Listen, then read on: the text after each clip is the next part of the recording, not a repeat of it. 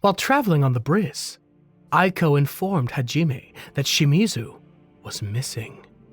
When they stopped, Hajime used his Ornis, automated drones that could detect humans and were linked to his vision, to search for clues. These little gizmos were like his personal private eyes, but with less trench coat and more propeller. The Ornis discovered an abandoned shield and bag, along with large footprints belonging to a four-legged creature. Following these clues, the group headed to the mountains, where they sensed a hidden human presence behind a waterfall. Yue used her magic to reveal a concealed passage. Inside, they stumbled upon Will Kudeta, looking like he'd been playing hide-and-seek for way too long. Hajime introduced himself and explained that he was sent by the Furin Adventurers Guild. Will, however, revealed that a black dragon was nearby and felt guilty for the death of his comrades, believing he didn't deserve to be saved. Hajime grabbed Will and tried to snap him out of his despair. Just as they were starting to make their way out, a black dragon swooped down like it had a bone to pick. The dragon's powerful breath attack forced Hajime to create a protective shield, but the shield started to break under the force. Sensing the danger, Yue and Shay jumped in to help Hajime. Yue used her Heavenly Calamity spell, and Shay delivered a powerful blow, temporarily incapacitating the dragon. However, it quickly recovered and retaliated, knocking Shay to the ground. Hajime rolled up his sleeves, clearly ready to do some damage, and instructed Aiko to guide the others to safety. After many attempts, Shay landed a decisive strike with her hammer, bringing the dragon down. Upon closer examination, they discovered that the dragon was actually a dragonborn. Hajime questioned the dragonborn, who revealed her story. She explained that she had been fleeing from her home when she was found by a man in a black robe who cast a powerful spell on her, forcing her to act against her will. Hajime was determined to send her to Jesus, but Yue intervened, stopping him. The dragonborn pleaded with Hajime to remove a metallic rod he had inserted in her, warning that if it remained when she transformed back into her human form, it could have dire consequences. As she transformed, the dragonborn revealed her true identity as Tio Clarus, a member of the Clarus clan. She explained that she and other dragonborn were under the control of the dark-robed man, who planned to use their power to attack the town of Ur. With the monster army approaching, Will asked Hajime what he intended to do about the threat to the town. Hajime, however, indicated that getting involved in a war would put Will's safety at risk, showing reluctance to help or warn the town.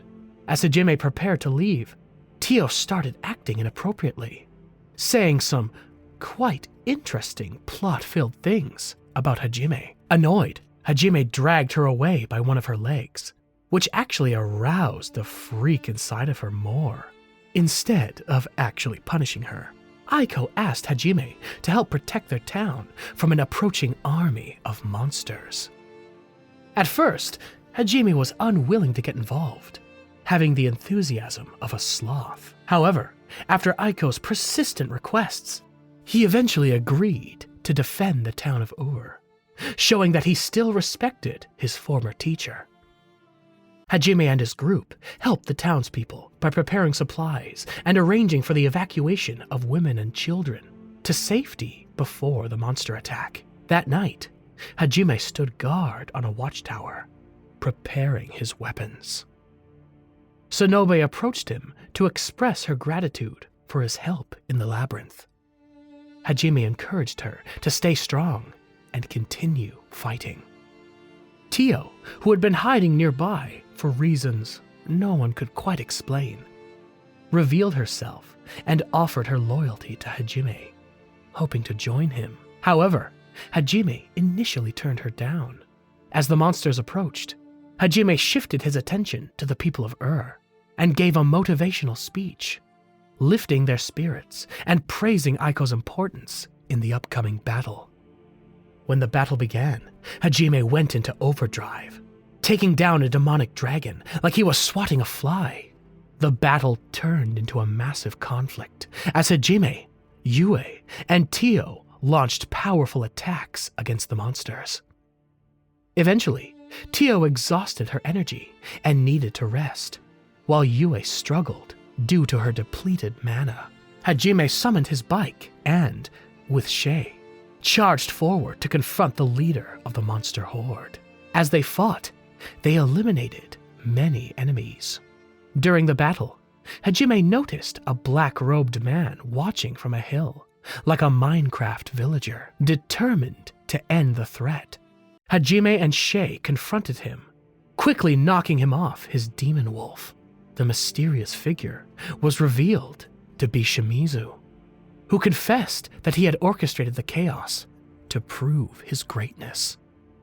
Shimizu explained that he had ventured north to capture a powerful monster and ultimately formed a pact with it to attack Aiko. Despite Aiko's hopes for his redemption, Shimizu remained committed to his evil plan. The situation became critical when Shimizu took Aiko hostage with a needle laced with a deadly poison, demanding Hajime surrender his weapons. Unexpectedly, an attack from a distant dragon rider targeted Shimizu. In the chaos, Shay leaped forward to shield Aiko, resulting in injuries to both Shay and Shimizu. Hajime quickly used his restorative abilities to neutralize the poison, saving Aiko, while Shay was also healed. With Shimizu weakened, Hajime questioned his motives, asking if Shimizu truly considered him an op. Shimizu denied being Hajime's op, but Hajime was unsatisfied with his answer. Ignoring Aiko's plea for mercy, Hajime fatally shot Shimizu, showing him his game over screen. Later, during their journey on the Brise, Yui and Shay realized that Hajime had ended Shimizu's life to spare Aiko from the emotional burden of having to make that decision herself, showing that he was acting to protect her feelings. While Hajime and his crew were hanging out in Foreign, trouble popped up like an unexpected zit. A young girl got abducted, signaling possible trouble. Meanwhile, Will happily reunited with the guildmaster Ilra, and Hajime requested a new status plate for Tio. Later, in a room at the guild, Hajime, Yue, Shay, and Tio noticed suspicious figures watching them from the street. Tio reflected on her father's warnings about the limits of even a god's power, and remembered volunteering for a mission to investigate alien beings, believing it could significantly impact their world. The next day, Hajime and Shay explored Foreign, and, at Shay's suggestion, they visited an aquarium. There, they met Layman, a talking fish who looked like SpongeBob, if he were a generic fish. Layman shared his story of being trapped in an underground current and ending up in the aquarium. Hajime and Shay devised a plan to free Layman, successfully releasing him into a nearby river. Grateful, Layman informed them of seeing a young girl involved in a suspicious transaction, hinting at the presence of slavers in the city. On their way back, Hajime sensed a child's presence in the sewers. Meanwhile, Tio asked Yue if she was concerned about Shay spending time alone with Hajime. Yue reassured Tio, explaining that Shay also loved Hajime and was fully dedicated to him. Hajime entered the sewers and found a child, who later introduced herself as Miu. After rescuing her, Hajime and Shay took care of her immediate needs, which mostly involved snacks and reassurances that they weren't actually sewer goblins. And Hajime suspected that her captors were the same slavers mentioned by Layman. Hajime decided to take Miu to the city guards for her safety, but as he left, he heard an explosion at the guard's location. Rushing back, he found a message on the wall demanding Shay, the white-haired bunny girl, in exchange for Miyu's safety. Realizing the urgency, Hajime and Shay reunited with Yue and Tio to explain the situation and plan Miyu's rescue. Together, they launched a swift and determined mission to dismantle the slavers' operation. Hajime led the charge, systematically taking down the gang members. He eventually confronted the gang leader and defeated him, securing Miyu's rescue. Meanwhile, Yue and Shay destroyed the slaver stronghold, leaving no trace of their activities. After the battle, Hajime brought Miyu back to safety. Grateful and feeling a strong bond with him, Miyu affectionately called Hajime Papa. After some time, Hajime and his group continued their journey on the Brise, with Shay deciding to go Rough Rider mode and riding her motorbike alongside them. As they neared the outpost town of Harad, Miyu noticed that Hajime seemed a bit distracted and asked him why. Hajime explained that he had visited this town 4 months ago.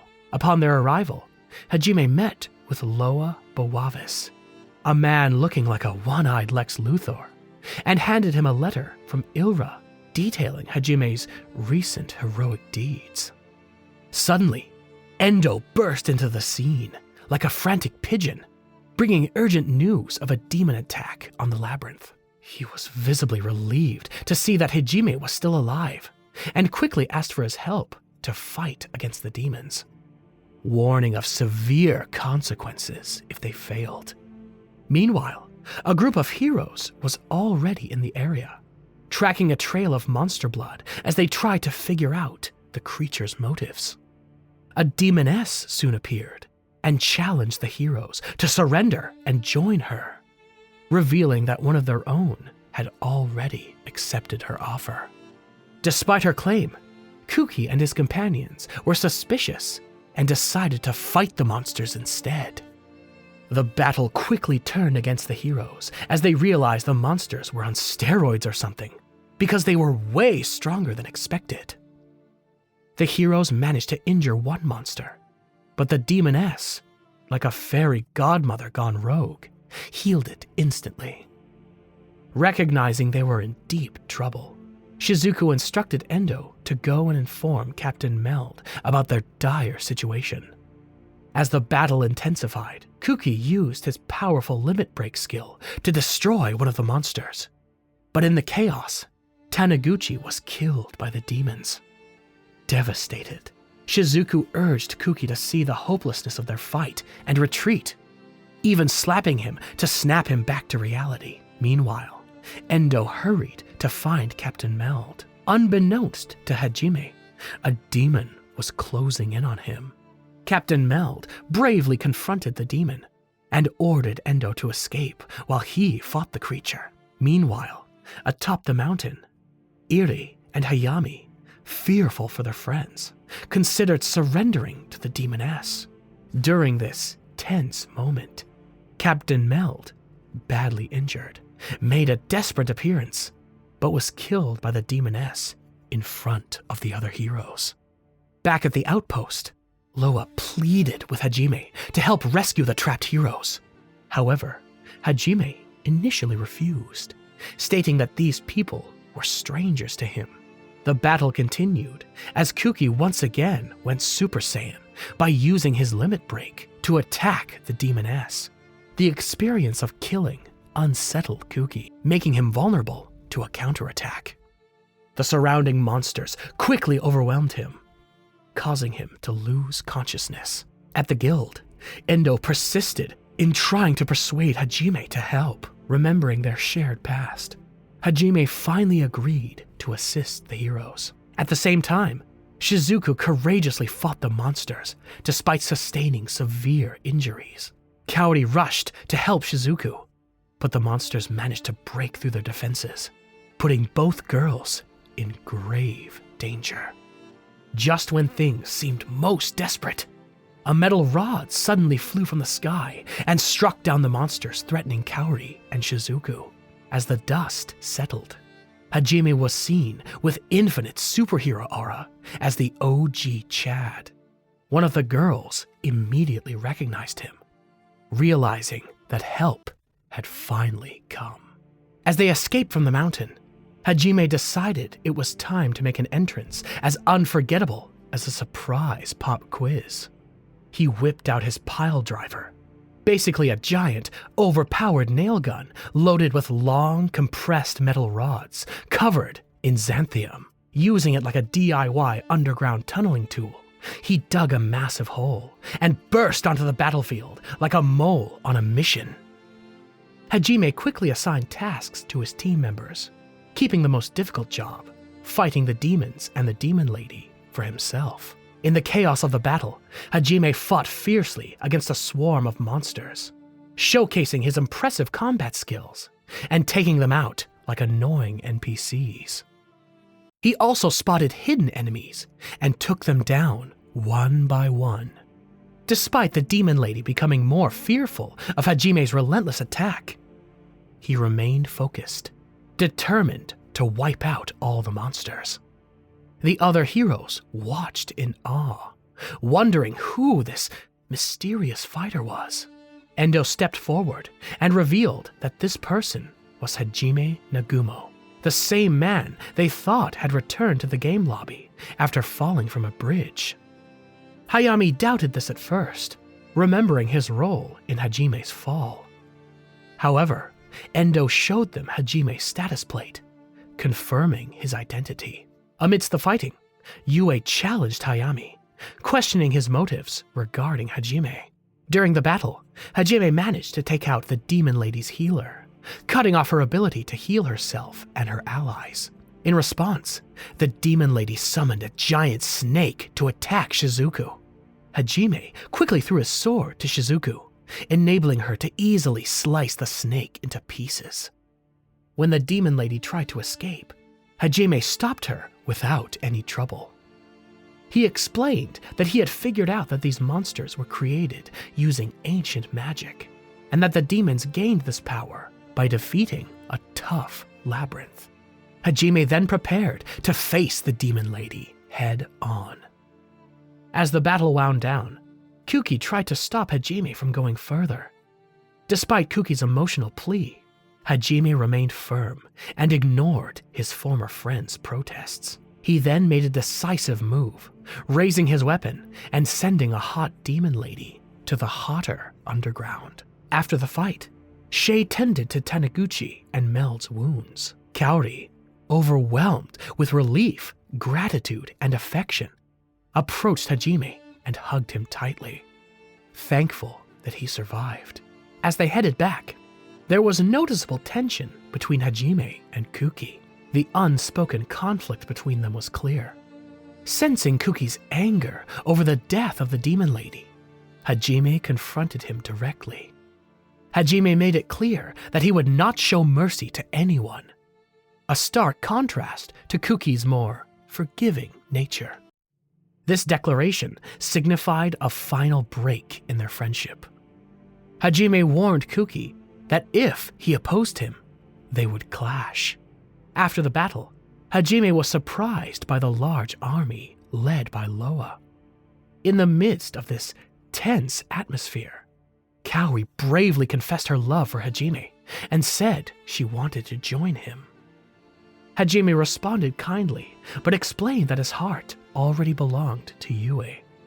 Acknowledging Kaori's feelings, he let her decide how to handle his answer. Yue then jumped into the conversation, playfully inviting Kaori to come along and accepting her unspoken challenge, hinting at a friendly rivalry between them. As Hajime prepared to leave, he informed Kaori that they would depart the next day. After all of that, they took off in their mystery mobile, Hajime and his assembled harem.